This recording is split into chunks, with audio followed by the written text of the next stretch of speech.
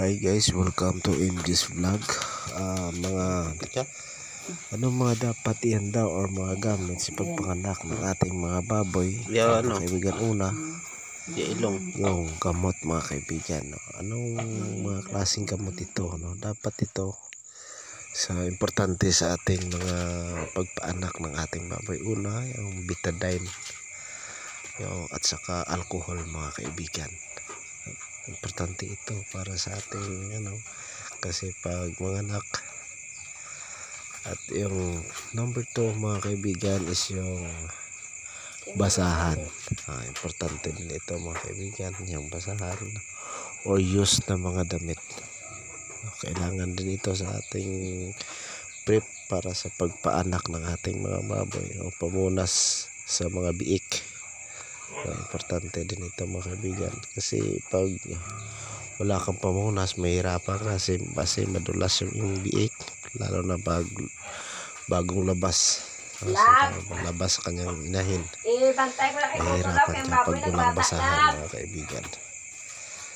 Nanganak ng unang anak pa lang niya, isa pa lang mga kaibigan, tingnan nyo. At yung pangatlo naman kaibigan is yung malinis na tawag ito gunting. Yung gunting ay gamitin natin para pamputol sa pusod ba yun, sa ating biik. Kailangan ito. Yan yung pusod niya, mahaba, kaya dapat nakasterilize yung ating gunting para hindi matitano yung ating biik. Yung malusog ng ating biik mga kaibigan.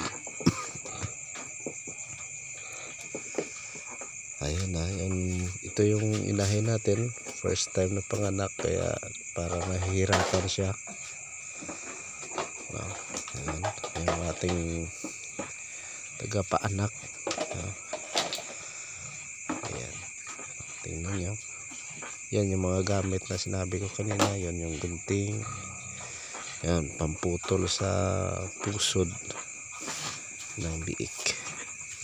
Ayan yung kasi first time yan, hindi pa natin alam kung yan yung parang maldita na inahin or anong tawag yan.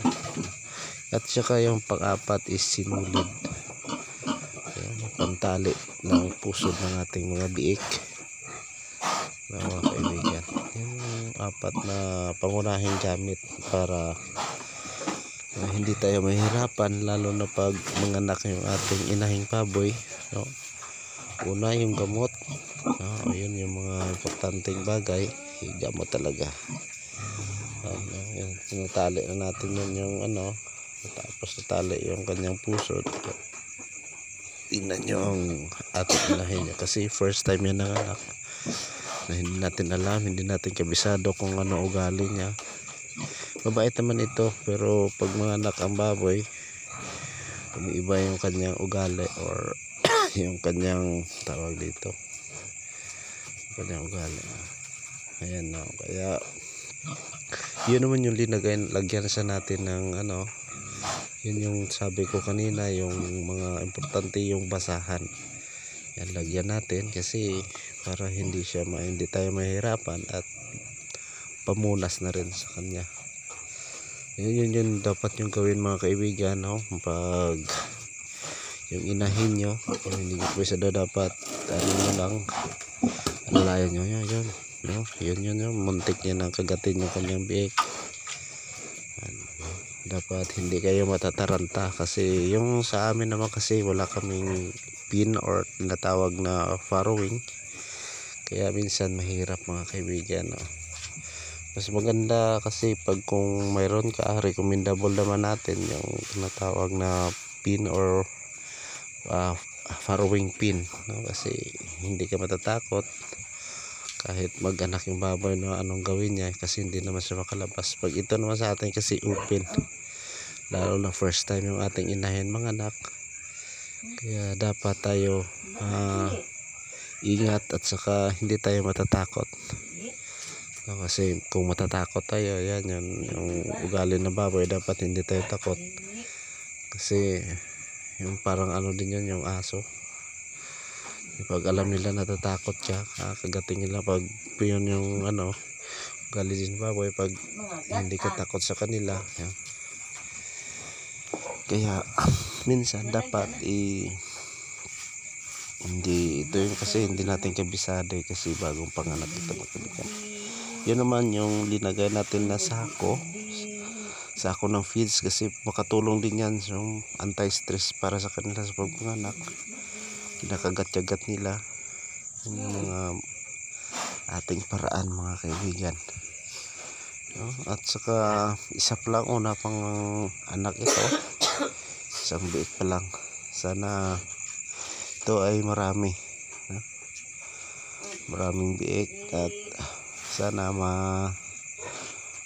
mayroon tayong biyaya mga kaibigan. Isa pa lang kaya yung naman yung tulad yan unang biik, susunod dyan matagal pa yan siguro nasa 15 or 10 minutes yan. Dapat naman kasi para baboy makarelax, ilapit mo sa kanya yung kanyang biik para parang ma-feel niya na nanay na siya. Yan yun, nag-iisip siya kung anong gagawin niya. Yan.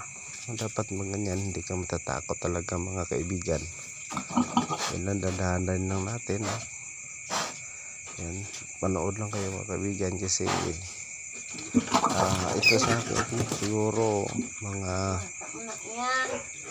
hindi ko naman ito first time na magpapaanak o kaso yun lang ang kahirapan lang kasi wala tayong farrowing feed.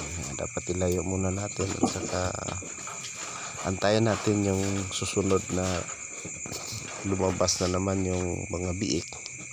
Kaya para hindi sila mahihirapan, tulungan din natin sila. Kurut-kurutin natin yung kanyang likod, yan. Lagyan natin ng sako. Parang nahihirapan siya, hindi niya alam yung gagawin. Kaya minsan tayo naman tulungan din natin sila. Hirap din kasi mga anak. Ayan. Yan yung ating inahin is tawag dito landrace, saka may halong large white siguro ito. Yun yung kagandahan naman kasi mabait, no? Yan yung nila. Yan yung gawin nyo anak, yan sila yung kanyang dapat pag ganyan hindi ka matatakot lalo na pag open yung niya. Gandahan lang kasi nito sa large white or landrace mga kaibigan, mabait sila na hindi sila masyadong nananakit. Ayan, wala pa, hindi sa mapakali mga kaibigan kung anong gagawin niya. Yung mga tips natin kasi sana makatulong din ito sa inyo, lalo na sa mga baguhan tulad namin. Para sa tayo buhay ay pupursigilan tayo sa paghahanap buhay. Yun yung kagandahan lang kasi hirap at tiyaga lang, at sa sariling sikap mga kaibigan, walang halong kaya may awa din yung Panginoon sa atin. Sinso din tayo. Yun na yun yung pangalawa at pangatlo. Pangatlong anak niya mga kaibigan. Yan. Dapat yan, sabi ko kanina, mayroon kang basahan. Yun yung purpose pamunas sa ilong, lahat na sa katawan, lalo na rin sa inahing baboy natin mga kaibigan. Kasi minsan maraming dugo at saka pag hawak mo nito madulas. Kaya pikpikin nyo lang yung yung kanyang katawan hanggang umiyak, at saka yung ilong kasi mayroon niyang malagkit, kaya minsan nasusupokit yung ating mga biik. Yun lang mga loads, no? Dapat sana nakatulong tayo kung anong mga dapat gawin or pamamaraan or anong i-prepare natin na mga gamit para sa ating inahing baboy sa pagpaanak Una mga kaibigan, importante talaga yung gamot. Hindi kayo mahirapan, no?